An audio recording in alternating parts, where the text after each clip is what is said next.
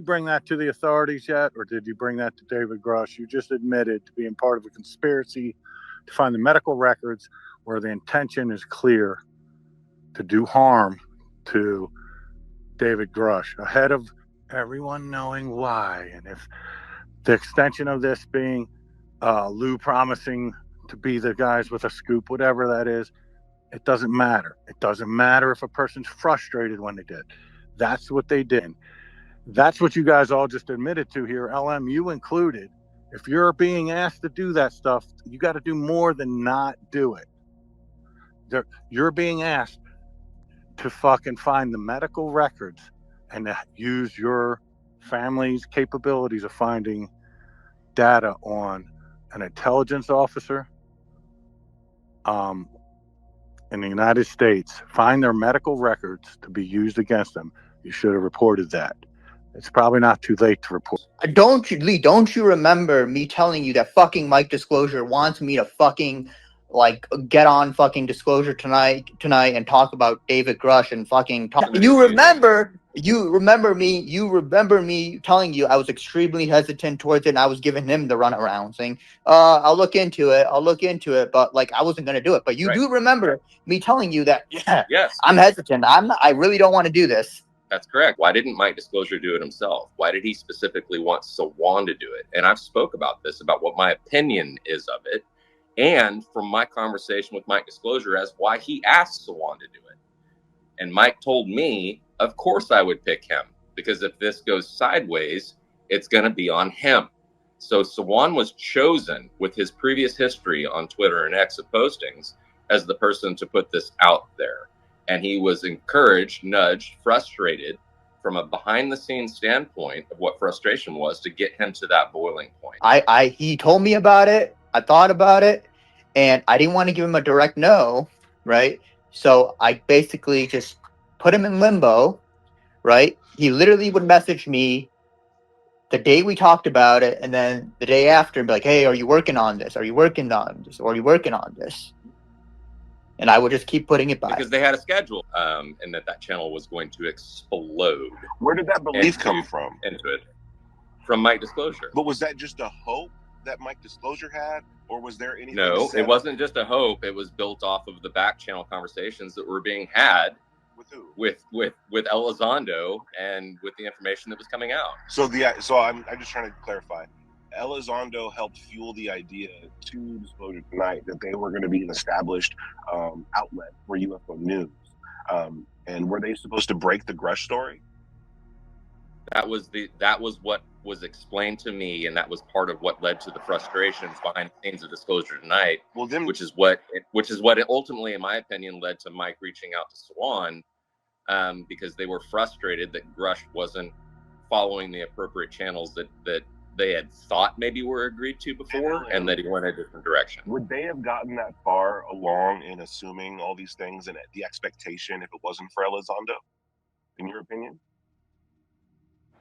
I think that there's probably either some serious wires got crossed, or, as I have, in my opinion, nobody else has suggested that there were promises made. Where's the connecting Lue to any of this shit and the fucking Because Mike and I were on sense. conversations with Lue, and I know things that have been shared to Disclosure tonight that I know for a fact, and what other things they were talking about, that Mike Disclosure took part of that information and ran with it on his own accord. So, I mean, you're asking, I know because Mike was there when I was talking to Lue and we were talking about are you saying that he was getting direct orders, or that this could possibly be Mike Disclosure, doing these things on his own in the name of Lue Elizondo? I think it's a little bit of a mixed bag. I think it's a little bit of a mixed bag. I think that the only way he actually could take something and run with it was with information that was supplied directly to him from the source. It's a little bit of a mixed bag. What he chose to do outside of that, I'm not saying that Lue said, hey, guess what? Use this Sawan guy. No, I'm not saying that. I'm saying that Mike took it upon himself to do that in his own interest. But the only reason why Mike was even in that capability and mindset was based off the information that Lue gave him. And if you look at the relationship post, Elizondo seems to have no issue with still communicating with Disclosure tonight, knowing the facts of what Mike Disclosure was doing. very fact that Lue Elizondo is still associating with these individuals means they did something right. And Lue is still giving them information from behind the scenes. Was actively then, was actively when we were doing it, and still actively is. So and I'm just pointing out that there is a non-genuine actor in this process, and he is in Disclosure tonight, and he's taking the information from sources built off that relationship, and he is using what information are about. So it sounds like Mike did order Sawan to do this. Sawan did do it, and once we started talking about it, he was like asking him to not talk about it. And as soon as Disclosure tonight turned on Sawan, then they came back around to him and said, if you want to get back in, you have to issue this apology, and then we'll consider it. And then there were conversations in the back channels about whether or not they should or shouldn't. I remember that. Yep. Mike told me, you have to apologize to me, and you have to play nice with everybody. Right. Very fact that they were like, you know what, issue an apology and clear us of our activity within this, and we'll let you back into the group. And my point is that no, it doesn't matter what Sawan said about his formal apology on the backside. I'm the one standing up saying they're trying to confuse what the narrative was, and Mike Disclosure was the one that was basically using that situation and using Sawan as a chess piece in what he was trying to do. Mike was upset because I would not go along with this narrative. How they were using people to either inform or disinform, maybe even unbeknownst to each other about what's going on. And I do believe that that Sawan and I were part of an organization that was getting that from a higher source, specifically Lue Elizondo. Go ahead, Disclosure me. Hey, thanks for having me up. I don't really do spaces anymore, but I saw Sawan was speaking, and I just have a quick little message for him. I want to tell him that Daddy loves him and come back home. You guys have a great day. That wasn't cryptic. I know. And me and LM, all right, I don't know where you're getting this fucking spin up from, that we were doxing his medical records. No, we were not involved in any of that. We didn't know anything of that. There was an ask, though, outside of the information and research that we provided. There was a further ask to use databases to get more information. And that was on you. He never asked me that, though. That's right. What I do remember is Lee telling me that Mike Disclosure contacted him and like told his wife or something to see if he has any kind of medical records or something like that. I do remember that, and that is a fact.